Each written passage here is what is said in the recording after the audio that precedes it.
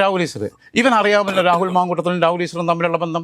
രാഹുൽ ഈശ്വരൻ്റെ പണി രാഹുൽ മാങ്കൂട്ടത്തിനെ പിന്നെ വെള്ളപ്പൂശലും രാഹുൽ മാങ്കൂട്ടത്തിനെതിരെ പരാതി കൊടുത്ത ഇവൻ്റെ ഭാര്യ ഉൾപ്പെടെയുള്ള അതിജീവിതകൾക്കും ഈ വിഷയം രംഗത്ത് കൊണ്ടിട്ടുള്ള റിനി ആൻ ജോർജ് എന്ന് പറയുന്ന പെൺകുട്ടിക്കും എതിരെ തനി തോന്നിയാസം പ്ലാറ്റ്ഫോമിലിരുന്ന് വിളിച്ചു പറഞ്ഞ ഒരുത്തനുമായിട്ട് ഇവനെങ്ങനെ ബന്ധം ഉണ്ടാവുന്നത്, ഇവനെങ്ങനെ അയാളെ ട്രസ്റ്റ് ചെയ്യുന്നത്?